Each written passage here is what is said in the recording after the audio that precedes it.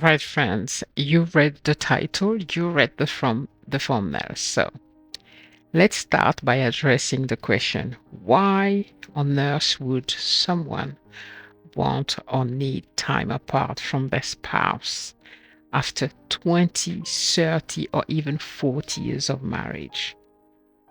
I used to ask myself this question because I would see couple divorcing after 40 years. I'm like, that's ridiculous.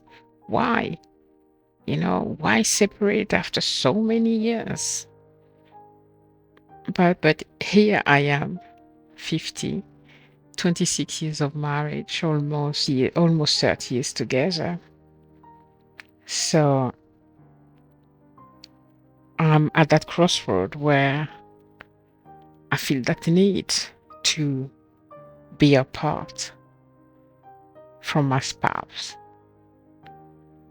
And this has been in my mind for several years now. I think easily 2 years.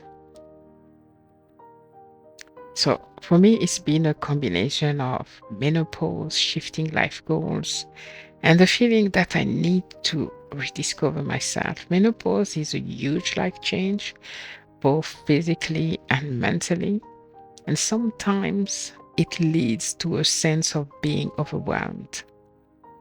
You're no longer the person you were, and it's hard to understand where you fit, not just in your own life, but in your marriage.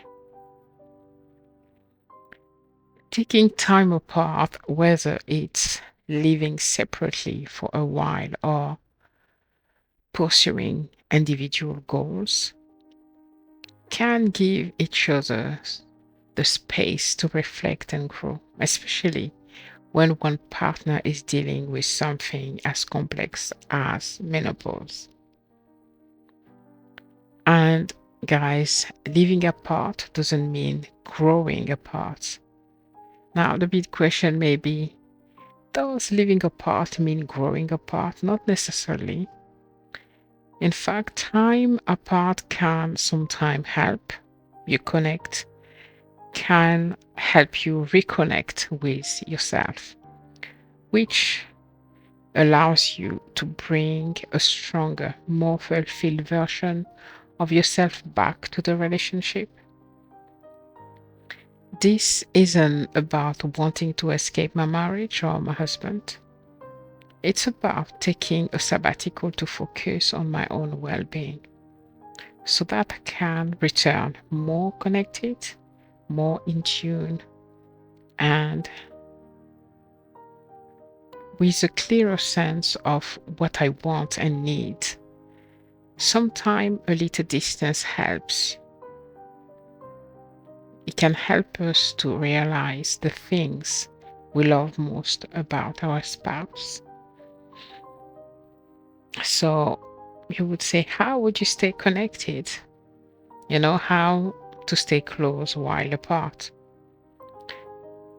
So, how do you maintain a healthy, loving connection while living separately? Communication is absolutely key, of course, as for everything. Make sure you both are clear on why this time apart is necessary and what you hope to achieve during it. Set regular check-in, daily phone calls, weekly video chats, whatever works for you, but stay connected. It's also important to be clear about boundaries. This isn't a trial separation with the intent of leaving the marriage, but rather a structured time to focus on individual growth. Discuss your expectations about seeing each other, how you'll communicate, and how to handle practical matters like finances. Aligning different life goals What if your life goals no longer seem to align with your spouse's? Maybe one partner is focused on career advancement while the other is thinking of winding down and retiring. In this case, a sabbatical could be a great way to recalibrate priorities without making any hasty decisions.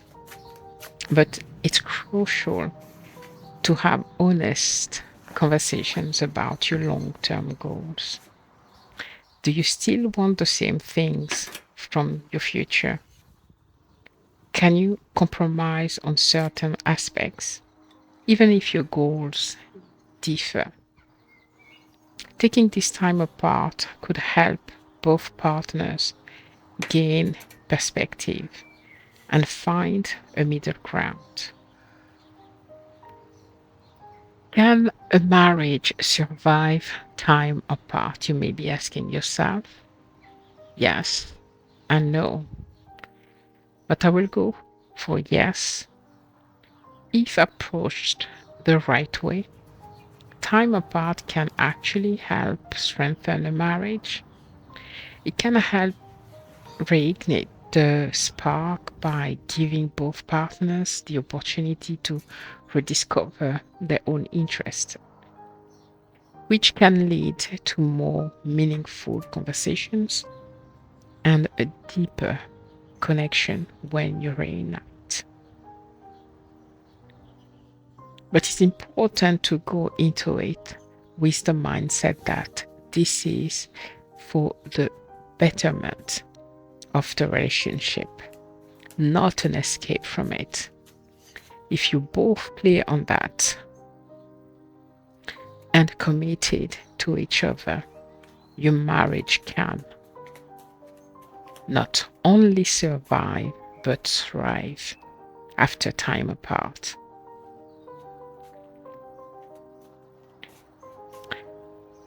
So guys, I've been talking about going for 1 year in Mexico, going to Thailand,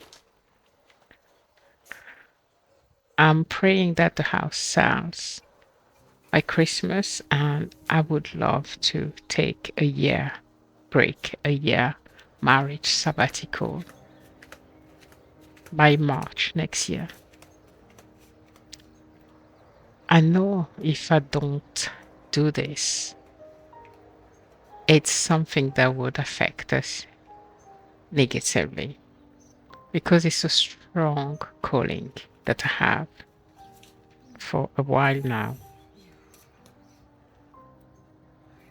to go out there and live on my own and see and discover what I actually want out of life.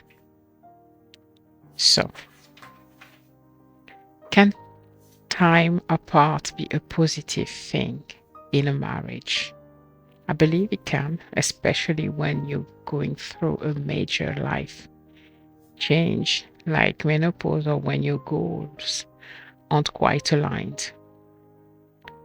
What's most important is that you both communicate openly, set boundaries, and remain committed to the bigger picture of your relationship. Have you ever thought about taking time apart from your spouse?